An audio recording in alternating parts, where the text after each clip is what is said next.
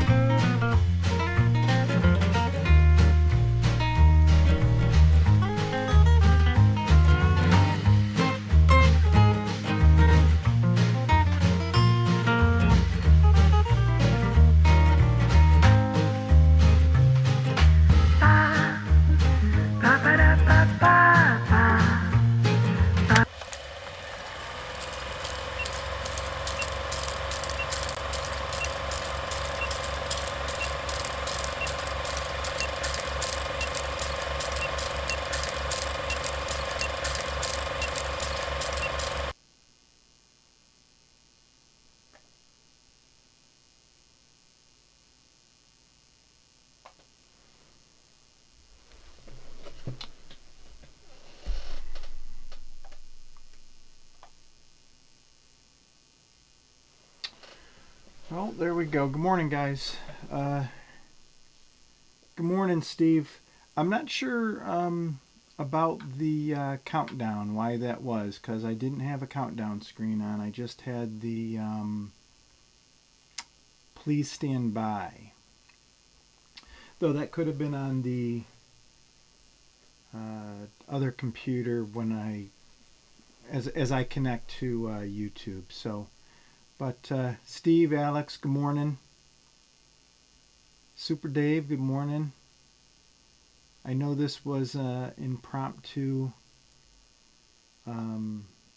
video. Is my mic on? That looks on. How's my levels, guys? Do I sound all right?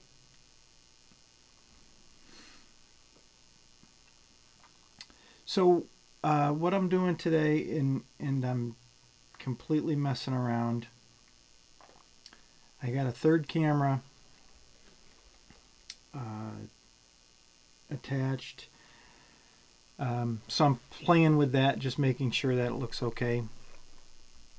I have a visit with the guys at Panfish Nation on Thursday the 23rd. I'm going to be joining them on their podcast. So I'm kind of excited about that. So I did add a third camera, so when I'm looking at the screen, interacting with Lyle and Mark, it looks like I'm looking at them. So just messing around a little bit with some of the equipment. The other thing we have going on is I'm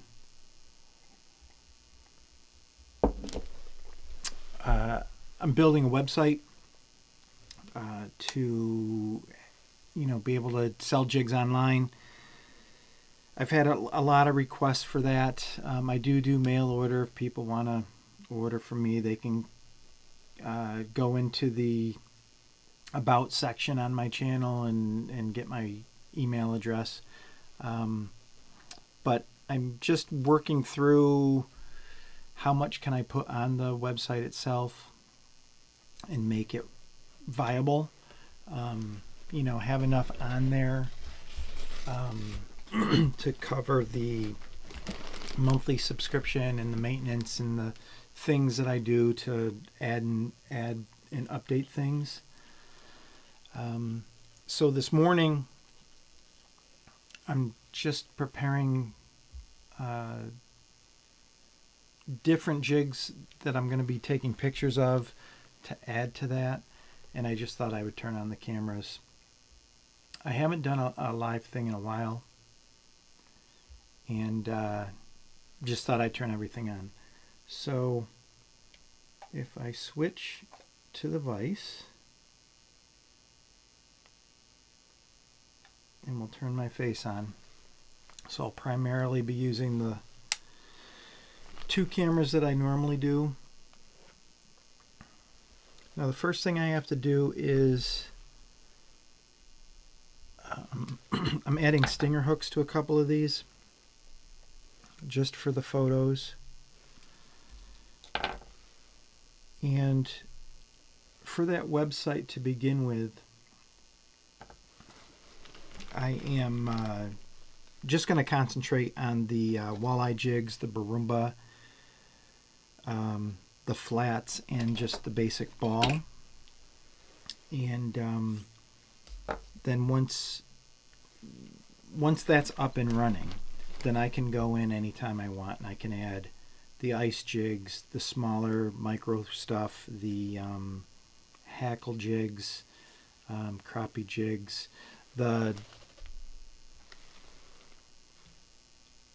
herring streamers that I've been messing with, and I'm really looking forward to. We've had some warm days, so it feels like springtime's coming, even though this morning we woke up and it was 18 degrees. I really want to fool around with that walleye rig. I mentioned in an older video about fishing a streamer here locally. I learned it as a kid. Locally, we call it a Susquehanna streamer. My dad used to talk about it, is how he would fish the Shenango and Susquehanna rivers as a kid. And it was just a big, ugly bucktail attractor. Morning fire tiger. And basically they would weight the put a split shot on the line about 12 inches up from the streamer, and then just jig the streamer sideways, cast it out from shore, and jig it sideways. And they'd catch bass and walleye and pike here in the Shenango and Susquehanna rivers. So I fished that way as a kid, but going down a rabbit hole, looking at Wolf River rigs or Wisconsin rigs, they go by a few different names, but it's that walleye streamer. They'll have 2 or 3 streamers on the line with a pencil weight, and they're slowly pulling them through the current. There's also a couple guys online that I really like watching that fish from shore with the same type of rig. So just for something fun to try, that was something that I want to do this spring, just to goof around, and just do something different. So I will be tying up more of those streamers once I'm playing with figuring out a happy medium, something that to me represents a jig, the type of profile and size and shape, but also following the example of those guys in Wisconsin and how their streamers are. I'm also trying to figure out, I'm just putting stingers on these right now. I'm also trying to figure out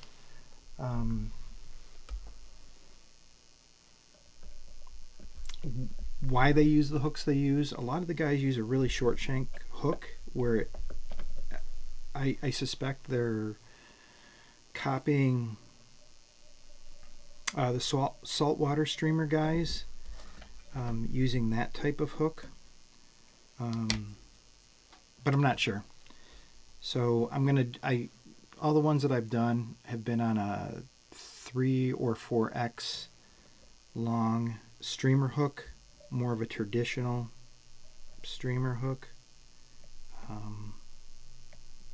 but I'll also do a couple on those smaller hooks, smaller shanked hooks that I have ordered and are coming, just to see, why choose one over the other. I would think mostly if you're fishing for something that attacks the bait from the head, the shorter hook would be fine. But I'm not sure. And I'm going to play around with it and see what I can learn. Look through a lot of my books. Can't find anything written on it at all, really. But most of my books are trout fishing and tandem streamers and trolling streamers. So I did find a baits book. I have a couple versions, one from 1966 and then the same book, just more modern. It's got a different title, but it's basically a lot of the same information. And my version was published in 70, early 70s, I think it was. Originally, the first printing on that book was in the 50s, but there is a chapter on weighting streamers, and they were making jigs. Where they were placing the weight on the streamer hook, it was a long shank jig. So I want to read up a little bit more and try to gather the information on that. You know, just it changes. I've noticed my older copy, it has the same information, but it's slightly different. The newer version, he expanded on it. And so I want to try to figure out, try to decipher what the actual facts were, or what information had changed over time and why. And again, just trying doing that sleuth type work and reading the historical type information and trying to figure out what's fact. But an interesting thing with that is Vela, in his one of his streamer books, mentions baits, and they actually disagree on who created the bucktail streamer, which they both kind of credit to being fished here, upstate New York, in the Rome, New York area. So that's also another area that I want to go through and look to see whose information is more accurate, or why the information had changed, why baits information is different than Vela's. So it's fun and interesting for me to go through all that stuff. And I'm just looking real quick here at the screen. Alright, let me see if I can.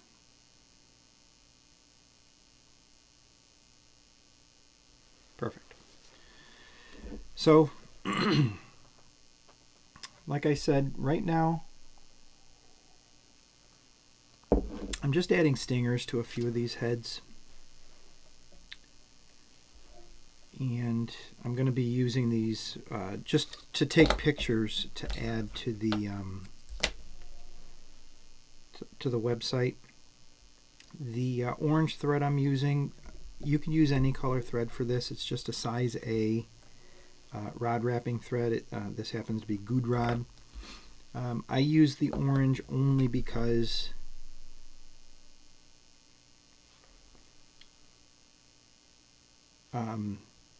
I had ordered I don't know, 2 boxes, so that would have been 24 spools of thread, and then I had apparently doubled that order. So I have an awful lot of orange size A thread that I don't really use. You know what? I do use the orange thread on like a brown and orange bucktail, but for the most part it doesn't get much use. So I like to use it adding the stinger hooks just to use it up. So, but red would be a great color to use because it offers a little bit extra color, you know, that red flashing from underneath the hair as you're working the jig, or black, or you know, a color that's the same as the hair would be just fine.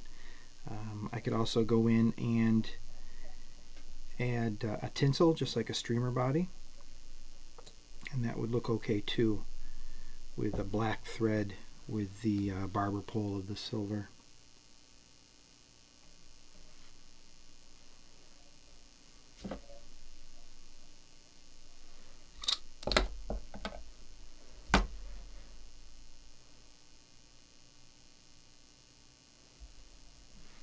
So I'm going to do one more stinger, and then I have a few heads here that I'm just going to put hair on.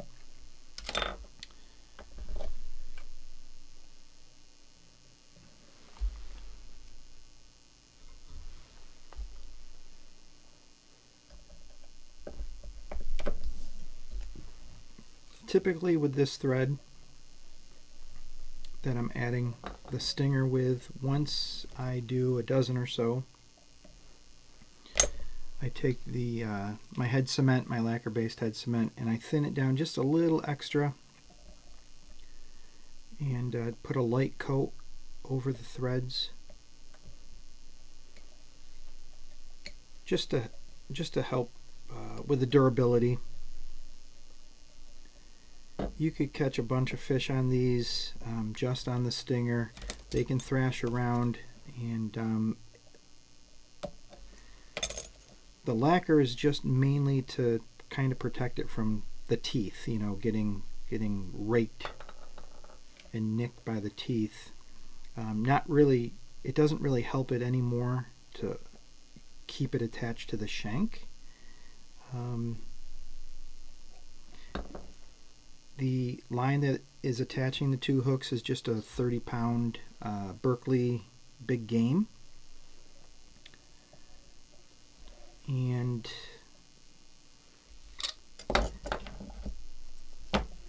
I like the monofilament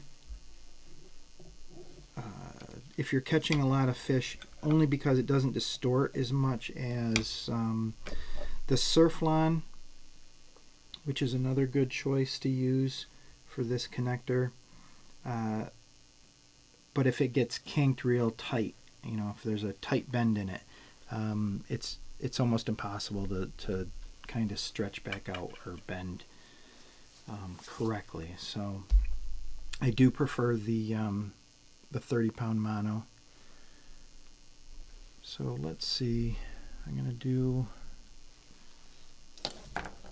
to switch my thread here. So I'm just going to my size A. This is Pac Bay size A rod wrapping thread. And these heads are right now the 5/8 Barumba. And I'm going to do that color and that color and this color.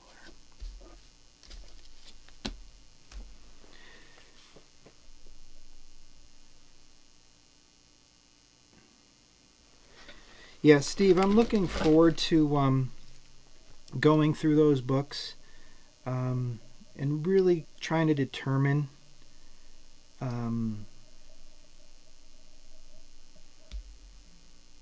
first of all where Bates got his information and why he would think that, and of course he's the author from an earlier time, and then maybe trying to decide or find out what changed his mind, or first where did he get the information. So the fellow that he, and I don't recall the names right now off the top of my head, but the guy in Rome, New York, where he got that name from. And then where Vela got his name from is the person who invented, so to speak, or the first to use or tie the hair wing in Rome, New York. But then also, how did it change? Because I recall somewhere writing a book from Bates where his information changed as well. So trying to figure out, you know, where they got their information from. A lot of times I think, and just like when you talk to people present day, like if we traveled somewhere and we're fishing and went to the local bait shop,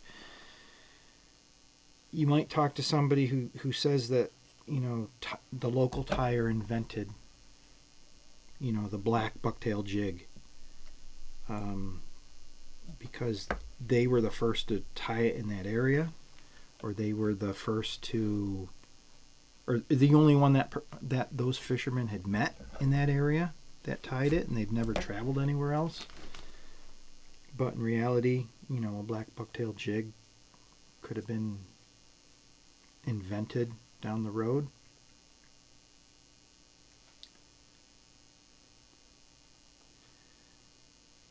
Steve, I'll have to dig out those names. The first book that I noticed Bates talking about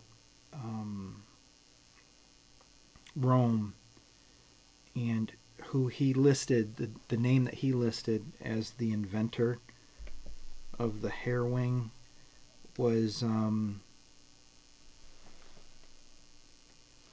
think it's called bucktails and hair wings, the big fish flies.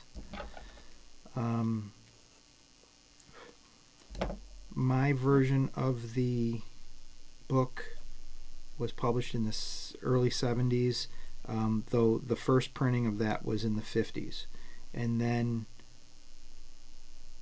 the other book I have from Bates, I think it's just called Streamers or Bucktails. Well, let me grab them real quick. I have them both right there.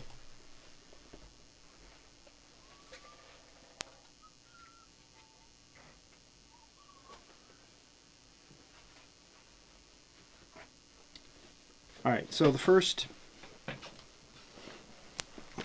let's switch over just briefly.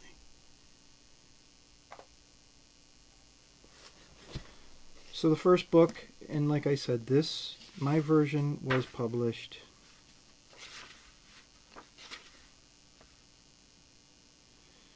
(1979). It was first published in 1950, second publishing in 1966. This copy is 1979. Joseph Bates Jr. is the author. Streamers and Bucktails, the Big Fish Flies. This is a really cool book. I've had this a long time, since I was a kid. And like I mentioned before, it's like sometimes I've had these for so long, but I flip through them and I always learn something different. So what caught my eye in this one was the chapter on streamer jigs and other weighty suggestions. And of course you can't really see the illustration much on this, but it shows where Bates worked out with another fisherman, different head types, a dowel head, a bullet head, a shot head.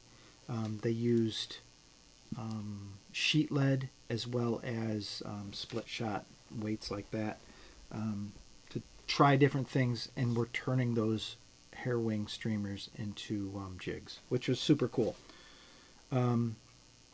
The other book I mentioned, and this one's a little bit older, Streamer Fly Tying and Fishing, also by Bates. And this copy that I've had, also I've had this copy almost as long as the other book. My copy was printed in 1966, and the first printing was 1950.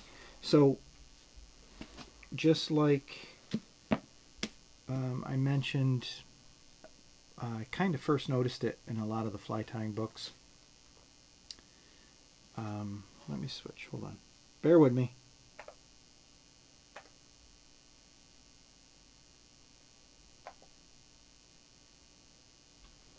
Just making sure which camera I'm looking at.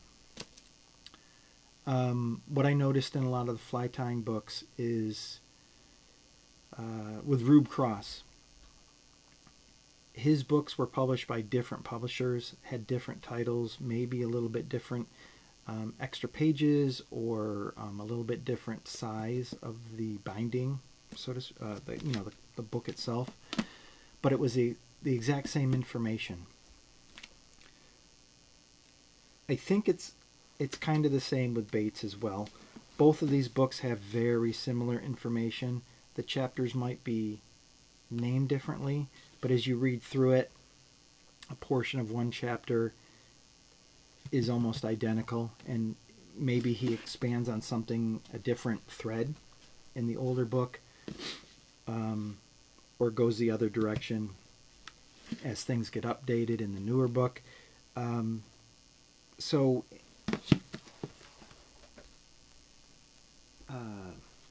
I guess what I'm getting at is sometimes it feels like you're getting ripped off when you're reading some of these books, because you think that you're buying a brand new book with all new information, and it's not. It's some of the same old stuff. If you're lucky, the old stuff was updated and expanded But interesting nonetheless. Let's go back here. Turn my face back on. So,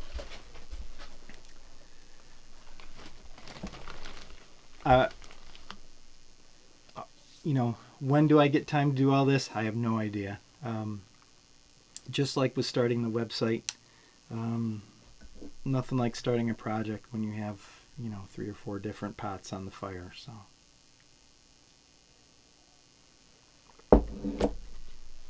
So in the vise, this is a plain black bucktail jig. I'm going to finish this off just like normal.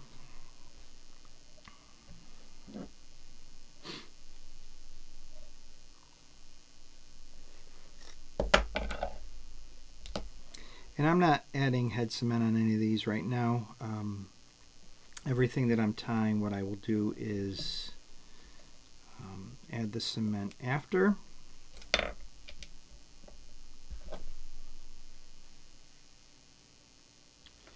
And the idea is for the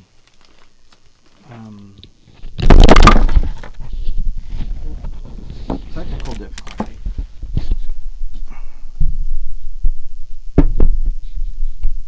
My microphone just dove off the table.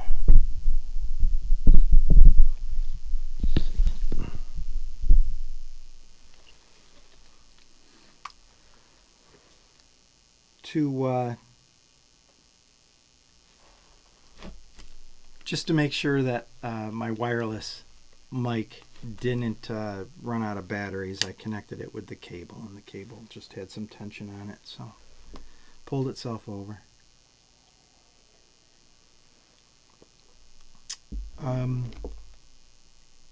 What were we talking about? We were talking about so the website and the pictures that I'm taking. So, of course, for each of the jig styles, you can get it plain. So we just tied a very plain bucktail, black bucktail. There will be choices if you wanted to add a stinger hook to that bucktail, but the picture for the stinger hook will, I think, just be the plain head. And just to show how that's attached, eventually I'll probably have an actual finished, you know, a brown or black bucktail with the stinger, with the tinsel, anything that I can add. So, well, I wanted to tie a brown one, but I do not have brown hair on my table.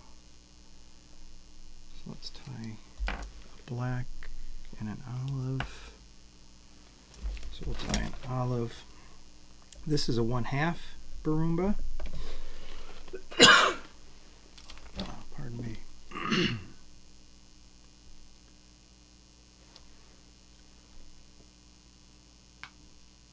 Morning, Alex.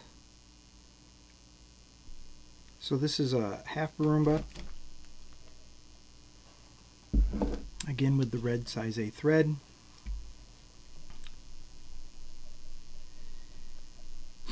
And I have the solid olive. So right now I'm going to do the olive and fluorescent yellow we needed for the photos.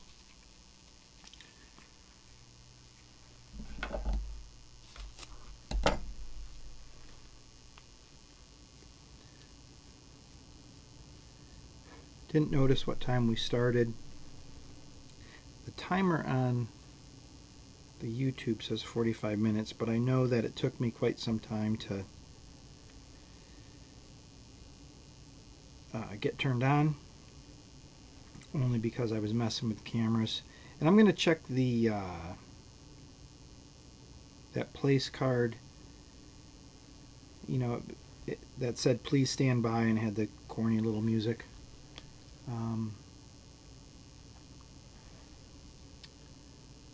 Just to see if the loop is timed actually.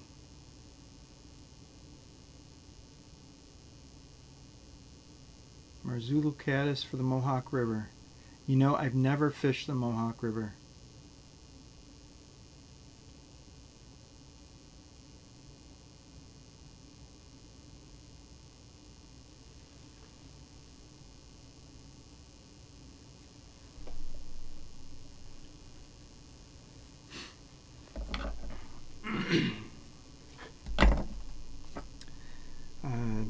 This jig is just an olive and a fluorescent yellow.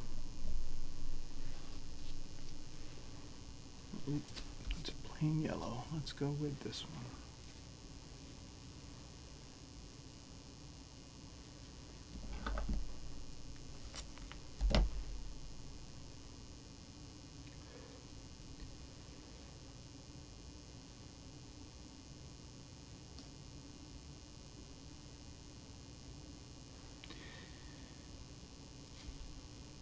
We have a fair amount of people watching that are longtime viewers. And in regard to the website, I do have the ability to add, I don't know if you want to call it a membership area or a subscriber area.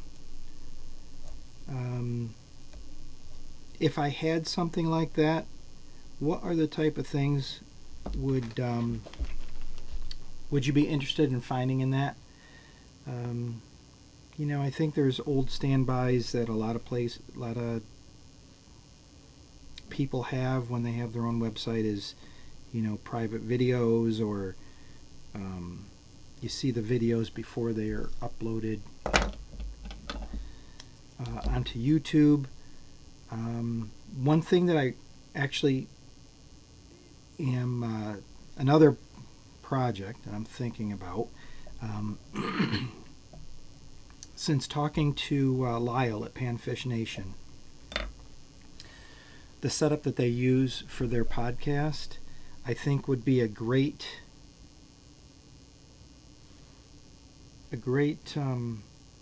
way to do some live tying.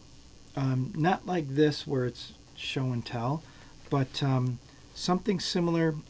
As a member of the Catskill Fly Tyers Guild before COVID, I admit that I haven't updated my membership since that, but now that we're kind of past the whole social distancing thing, I am looking forward to this spring, the rendezvous at the Catskill Fly Tying Museum.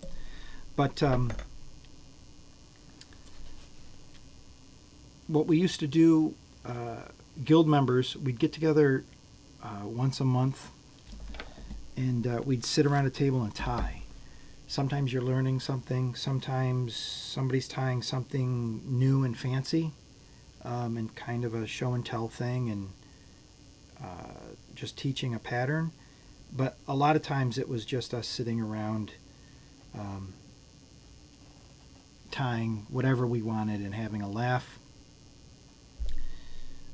We would also tie for organizations like Wounded Warrior, that type of thing, where we would tie pretty much whatever we wanted to that evening, but everything that we tied during our session we'd throw in the pile for the donation. So offering something like that on the website, I think, would be really neat. And something that I would really like to maybe get into again, maybe doing like a round table. So let me know your thoughts on that, or if you have any other ideas for a special area on the website.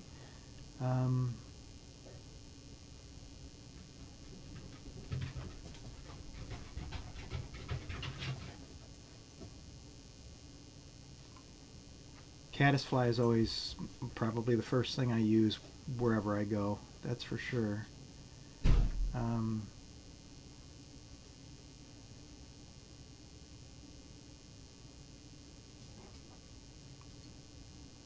Crappie jigs for sure. Can do that. Always interested in doing more ties. Trying out different things. And to be honest, I've wanted to put a camera or two over my fly tying bench and sit down and tying proper flies, you know, an actual Catskill style dry, maybe proper streamer, more than what I've done here. And tie to fish videos. to be honest, I'm hoping to do that with, I'm going to try it with the springtime, trying that walleye rig, because there's a couple flies that I really think are cool, that I plan on. Let me finish this jig before I take it out of the vise. But I plan on taking the camera with me when I try the streamer rig, and I'm going to try it my old-fashioned way, and I'm going to try it the new way that I want to learn, and actually get some video of me catching fish. So might hear a little bit of noise in the background. I think the rest of the house is starting to wake up. I think I heard the dogs come down the stairs.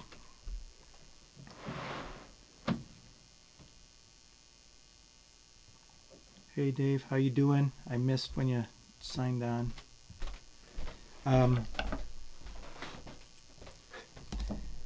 So I wouldn't mind doing videos that I don't put on YouTube. Maybe only available to members or subscribers. That would be totally fine. Other websites, things I've seen, an idea would be a jig of the month. That would maybe be some weird pay type subscription, to cover postage. Jig swaps, that's another thing I've done with a bunch of different sites over the years. Tying forums that they're still up and running, but they don't have the membership like they used to. But the jig swaps were always fun.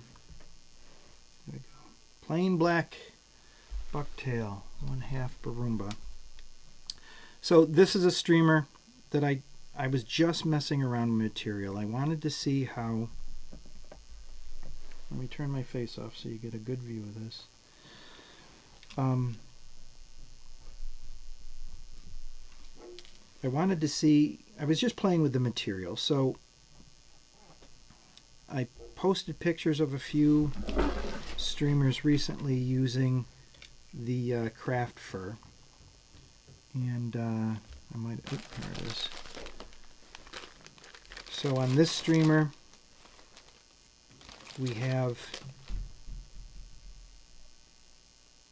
a gold tinsel yarn that I've used before for the body. This underwing, which I tied in as a tail, and then 2 center wings, I guess you would call it, and then the last wing being right underneath this dun color. That is Hairline Ice Fur Polar Bear in the cream, which is a really neat material. I actually have some polar bear that I've picked up at a couple fly shops up in Canada, and it's pretty darn similar, I have to admit. And then this top wing is the Hairline Extra Select Craft Fur, and that's in the medium dun. But I thought this streamer was really interesting, and I like the way the body remains fairly sparse.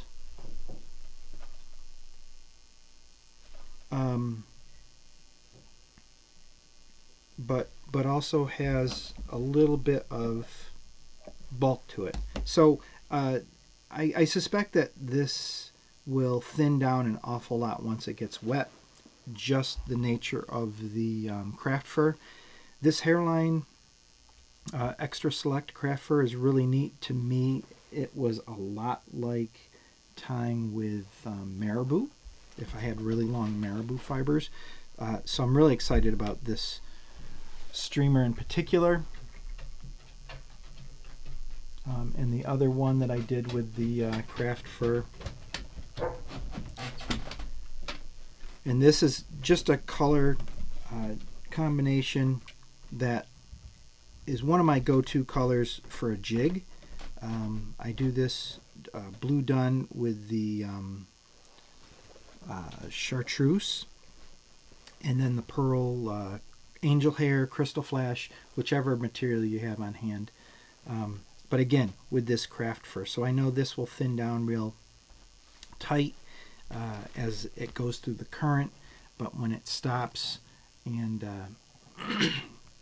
is moved around by the current or jigging the rod just slightly, that hair is going to pulsate and really, I think, give some good action. So like I mentioned, I do this same streamer with a brown head, usually a ball head, and it's a go-to color for me in the Susquehanna River here locally. I do agree, adding absolutely where people can share pictures of their patterns. I could also go into greater detail of the patterns that we're using, actual recipes, so to speak. Alex, I think that's a fantastic idea. And I agree, there's a ton of talented tyers. A lot of people that don't go on YouTube, a lot of people that aren't involved in groups, a lot of people that don't talk about it. It's just somebody that does it as their free time, as a hobby. So yeah, those type of things, I think, absolutely. Yeah, Alex, I'm really looking forward to using the streamer. I'll probably tie up a couple jigs as well. Again, this summer, wanting to get out in the kayak with some actual video.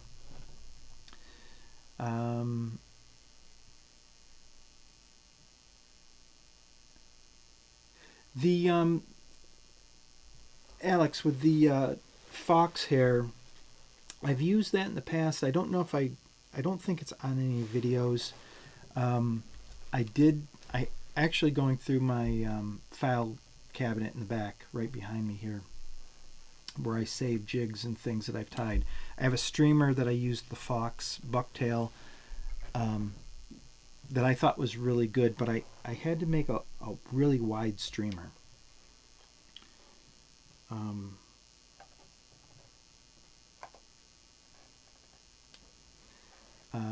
It was a long streamer. It's probably 5 or 6 inches long, and I thought the fox hair worked good for that. It was sparse, so it wasn't a big clump, because I thought it was slightly stiff.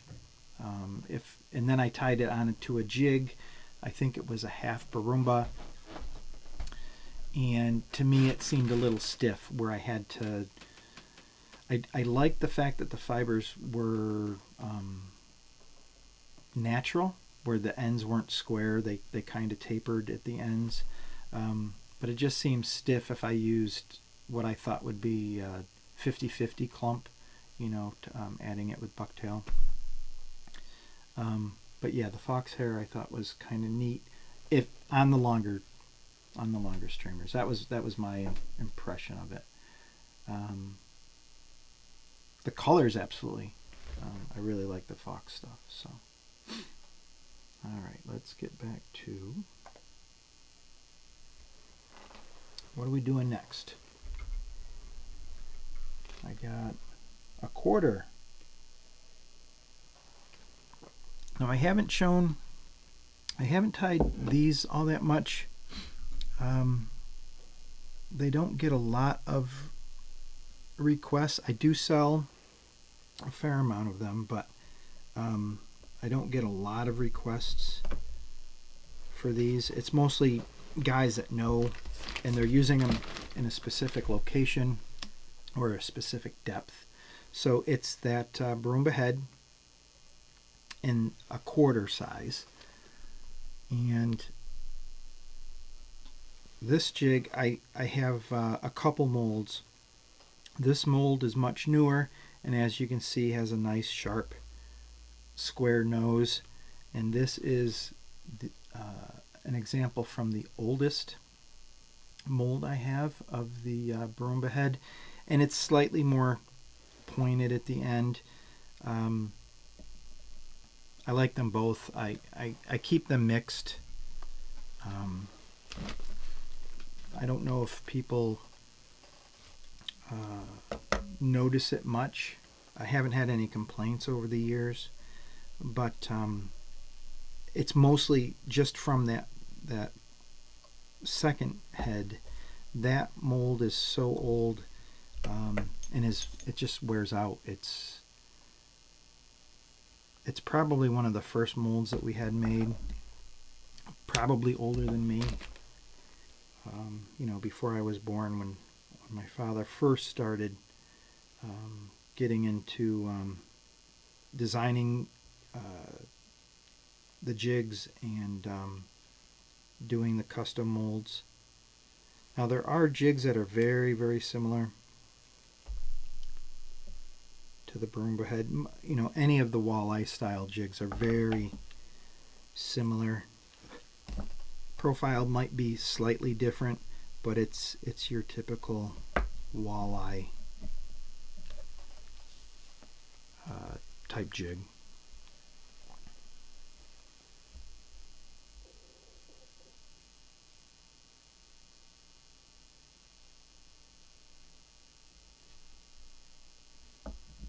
Oh, that's a good point too, Alex.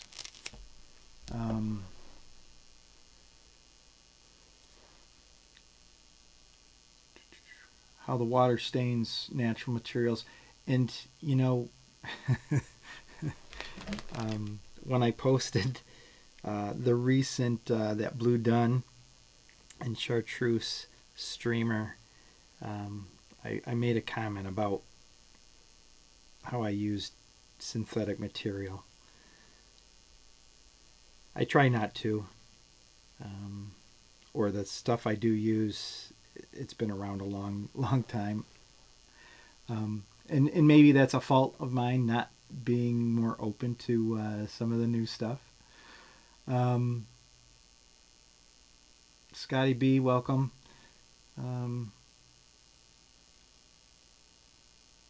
Yes, I'm trying to copy the Wolf and Fox River, those type of rigs that they use for white bass and walleye. If you're new to the conversation, we fish for streamers since I was a kid here in the Susquehanna, and what we would do is you just had a single streamer on your line. It was a big ugly bucktail and just a split shot about 12 inches connected to the line, and we would fish it exactly the way the guys are fishing in Wisconsin. So when I got down, going down a YouTube rabbit hole and watch the guys using the rigs on the Fox and Wolf River, I'm thinking, God, I could do that from shore here. And mostly what I was thinking is at our local spillway, where you lose a jig every 2 or 3 casts because of the rocks. So that's why I started doing it, or started thinking about it. So I'm really looking forward to this spring and goofing around with that. And yeah, 50 plus years, I'd believe it. That Susquehanna streamer was, my father used to fish in the Shenango and the Susquehanna rivers using that streamer that I explained, going back into this is 40s, late 30s, early 40s. So yeah, and I like fooling around with some of the old forgotten techniques. I'm just trying to up the game just a little bit, copying these guys that are using it in your neck of the woods. So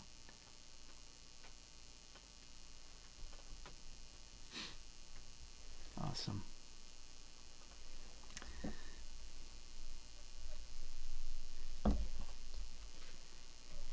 So we're hopefully it's not too distracting how I got to look in different directions.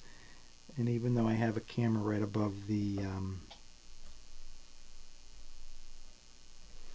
computer, as I'm tying, it's easier to look at this camera here for the picture-in-picture.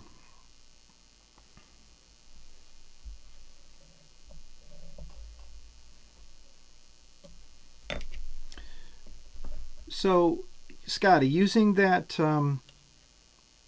that walleye rig, do you tie the flies directly to the line, so you have the fly at the end and the couple, one or two, up the line, or are you adding a tag so the flies that are farther up the line have 6 or 7 inches of their own line coming off of that? I've seen both. I would think that having the flies on the main line itself, tied directly to the main line, would be no tangles. But how do you rig that? How do you tie that up?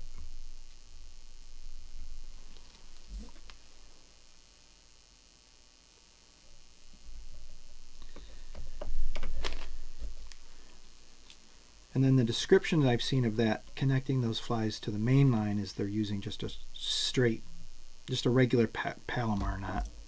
I don't know if there's any other special knots. It's not like you can, there's no books on this, right? You don't really find any of this information in books.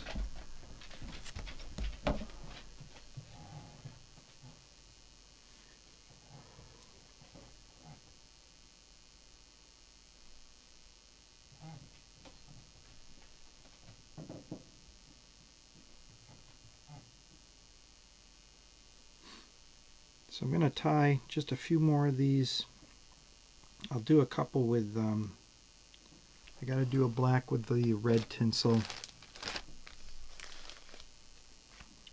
And I'll do that next. And then I got to clear this area because this is where I do most of my photography, only because I got the 3 lights all set up. And this one will be the olive bucktail with the cream, if I have a tail here.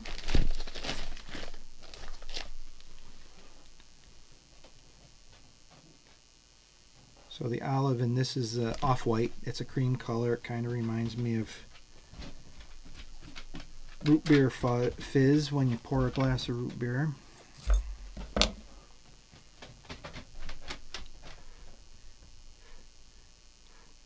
Lots of noise upstairs. I think the dogs are getting peanut butter. Little treat.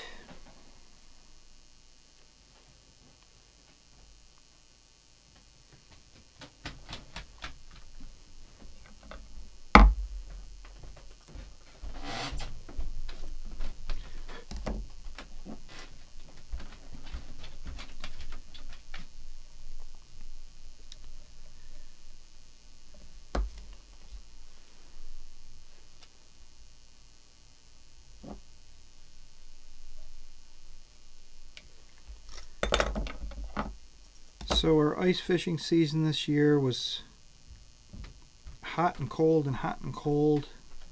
It's cold again right now.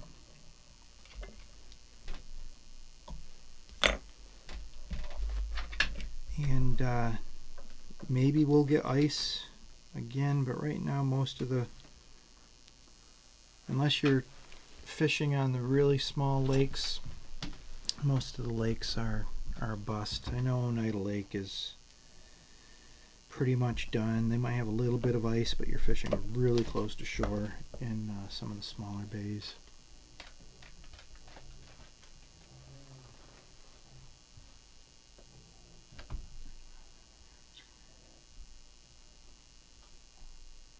Skipjack is cut bait, yeah. And are you, Alex, are you in Tennessee? Is that right?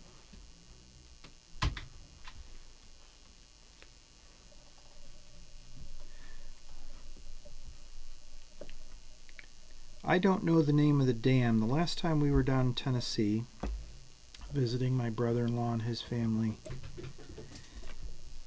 they took us on the Tennessee River and we fished right below a giant dam, and we were pulling out the biggest catfish I'd ever caught in my life, and there was another fish, and I don't remember what they're called. They're big red fish.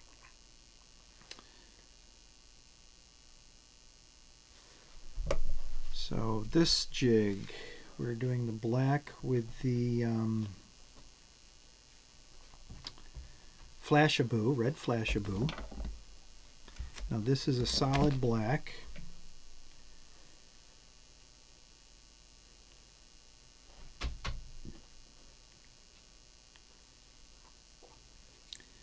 And I tie the Flashabou on a little bit different than if I was using Crystal Flash or Angel Hair, where after we put on this first pinch and we give it a twist, I take 5 to 8 strands. Don't have to spend a lot of time counting these out, but roughly 5 to 8. And I put the flash right down the center on top of the hook shank.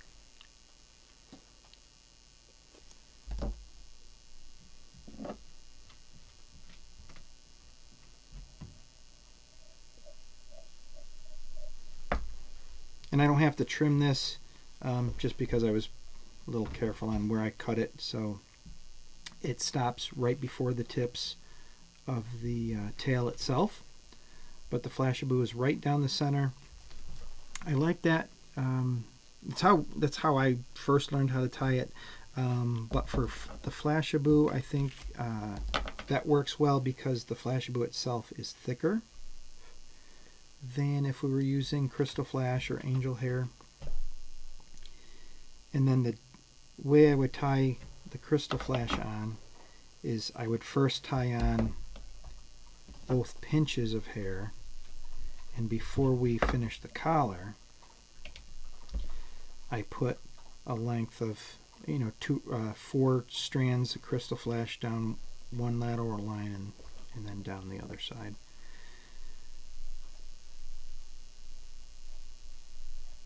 So if I don't have these in my inventory already where I can just open a package and take a picture of those, that's kind of why I'm tying these here today. Northern Alabama. Okay, so nowhere near Tennessee where I was fishing.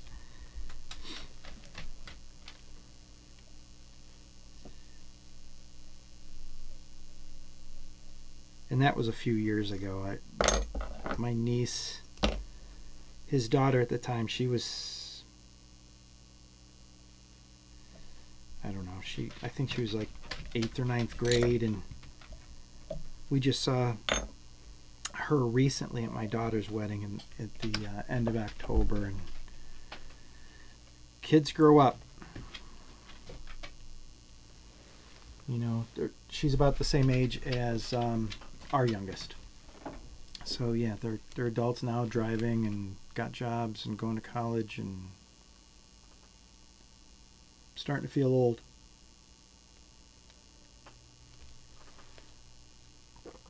So my brother-in-law is in Chattanooga, or just outside of Chattanooga. What's the name of it? It's got a weird name.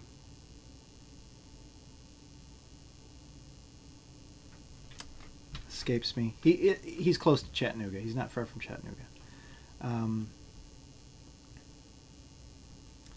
And we were right on the Tennessee River. I remember having to go through a lock, which was a little scary, being in a John boat when you had a great big flat deck boat filled with the cargo containers, and as the lock filled up and that boat shifts a little bit, if you really want to feel small, that's a good way to do that. Just go through a lock with a great big giant ship. But we get through the lock, and then the dam was the dam and the power station, whatever they had right there, was right there. And what the guys would do is what the guys would do is pull their boat right up to the wall along the dam, and he had his anchor rope, and he had a like a metal bar that he would slide between the crack between the two panels of concrete, put it in the crack and kind of turn it slightly so it would wedge in there so the boat would stay right along the wall there. We didn't move too much. We did notice we did have to be careful when the water level would drop. You know, if it drops too much and you don't adjust your anchor point, soon you're hanging off the you're hanging off the wall. We saw a guy do that. That was a little scary, but he luckily his boat wasn't completely hanging. It was still slightly buoyant, so he was able to get that unwedged. But yeah, that would have been bad if the water level dropped another inch or two. His boat would have been just stuck to the wall until the water came up. So.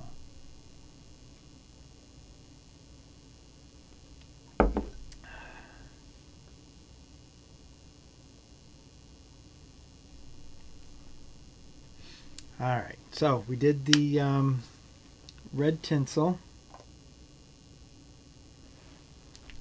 What else do I got to do? I do have the pearl. So we will do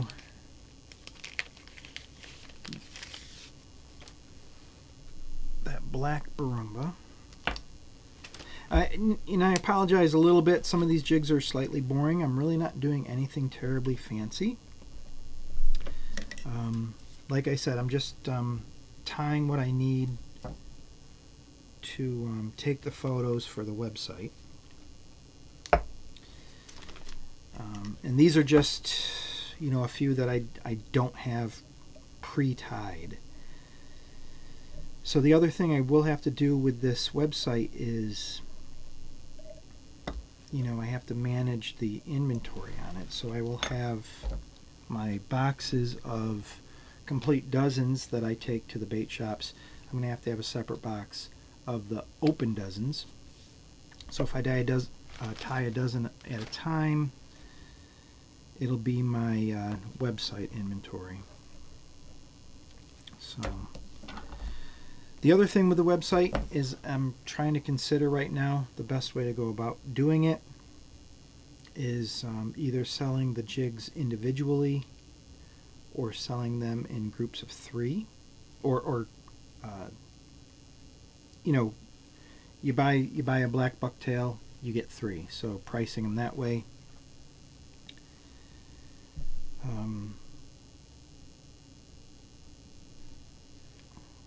I kind of have my feeling, I've gone to websites and bought jigs.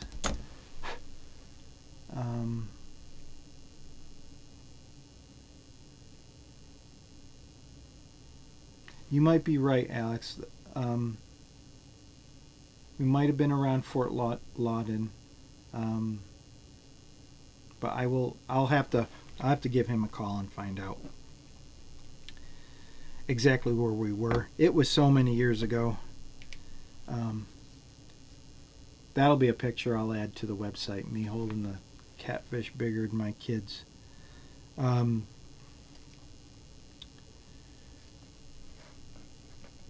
So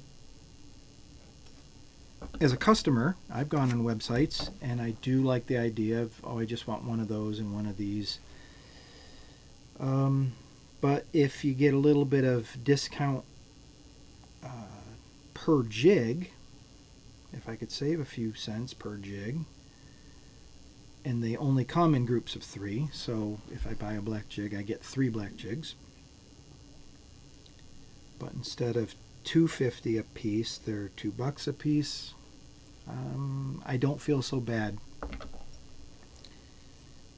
buying them that way. So I'm just trying to decide which would be the best.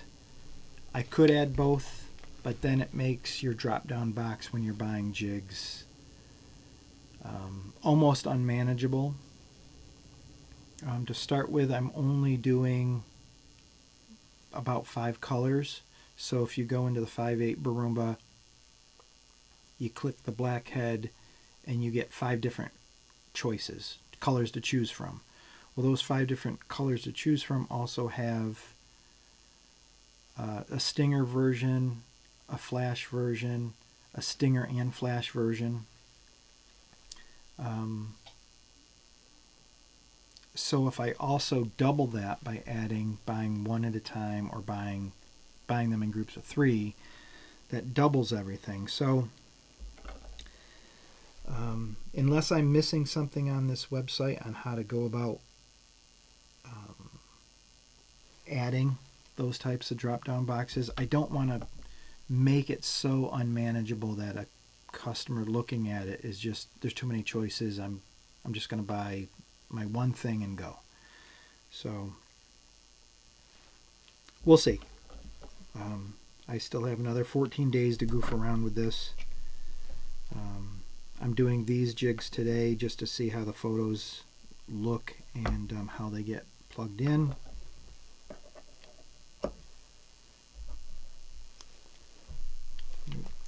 So what I'm adding here is 4 strands of the pearl crystal flash, and it's identical to the crystal hair CH19. I don't know if you can still find crystal flash.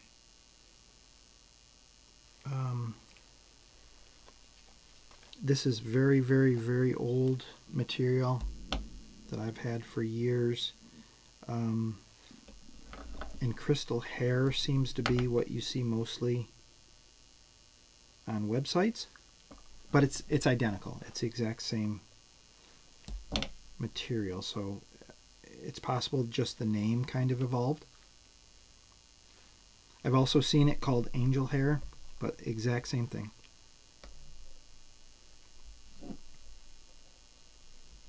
And I'm just tying it in right down the lateral line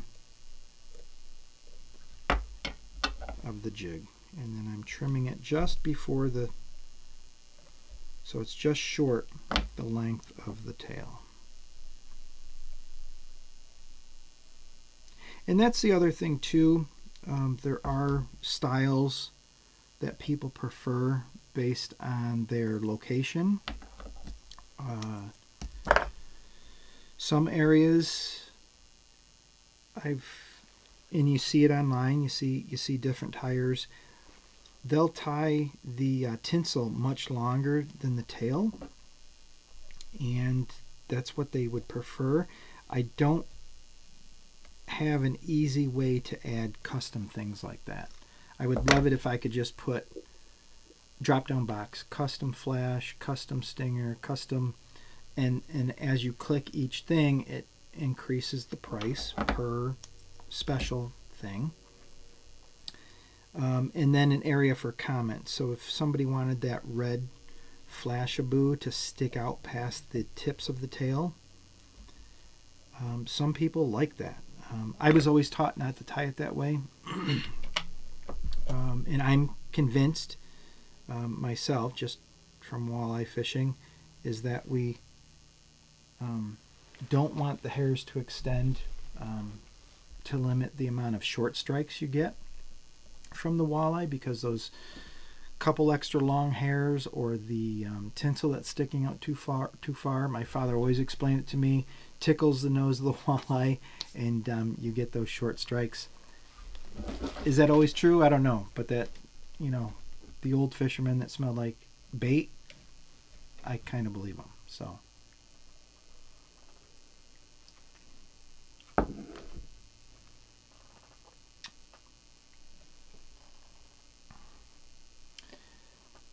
crystal flash, okay, yep. So this is the stuff I'm using, Alex. Crystal flash with a K. I'm sure I could go get some crystal hair with a C. I can get the angel hair. I could get the, what else do they call it? So yeah, it's a popular material. Been around forever.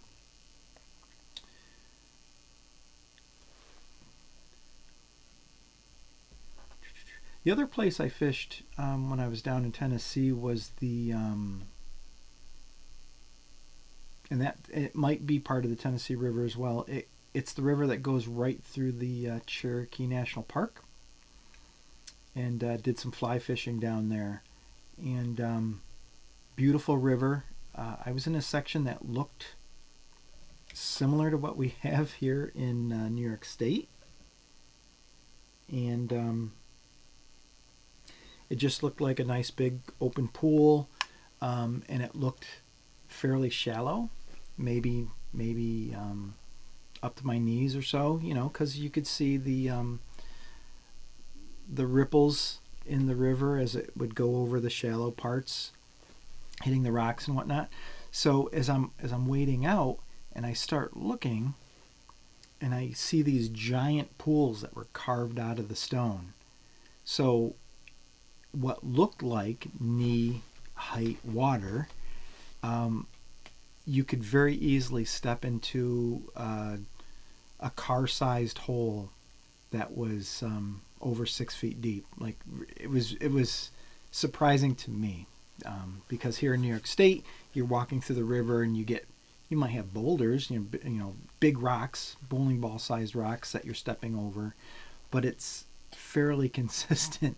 The level from the surface to the bottom of the river doesn't change all that much, maybe a few inches.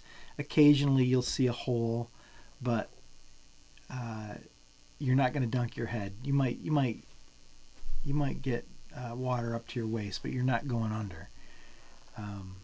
But yeah, that river was, and I do believe it is the Tennessee River there also. That was a learning experience. I thought I was Joe Fly Fisherman and knew everything. Well, I knew everything about the river I fish at, just not Tennessee. So I think that's going to do it for us this morning. I think I've been tying at least an hour. I got to clear my space and start taking some photos. As I get closer to the end of the 2 weeks and finishing up this website where I'll have things for sale, and I'll put some videos up that aren't on the YouTube just for people to visit the website, that's not as a subscriber or anything like that, but a reason, even if you don't want to buy anything, to come visit the website.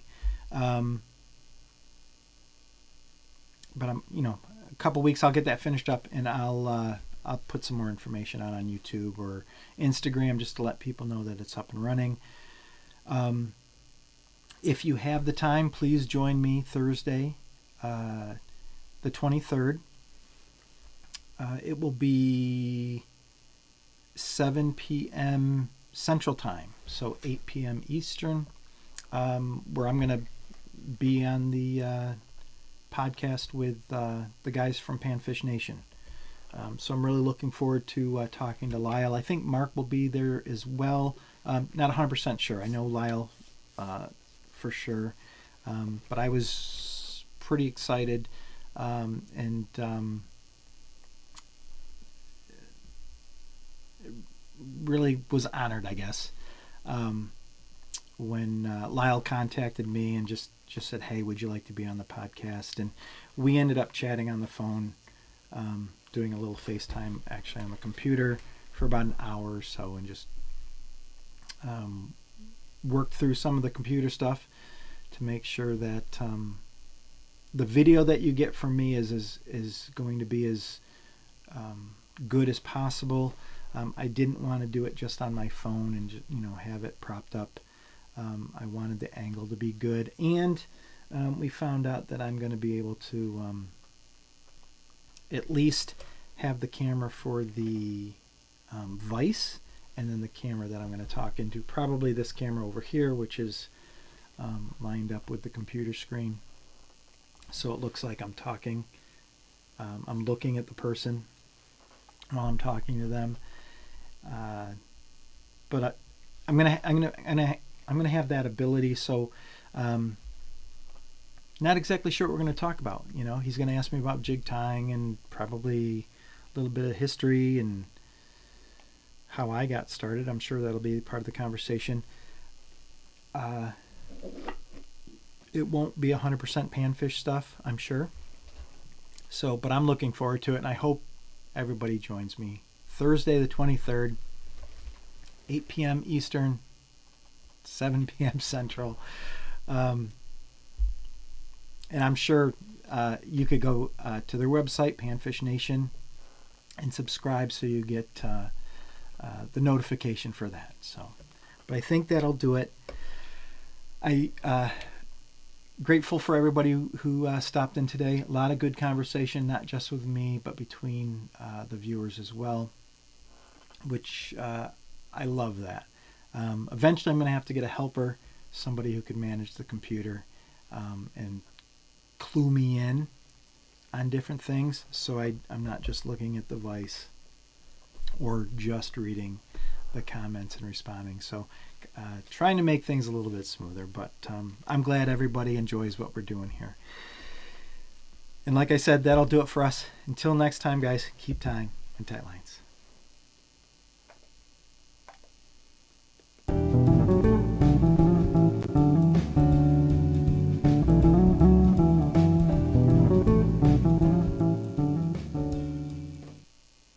Can't believe I didn't record.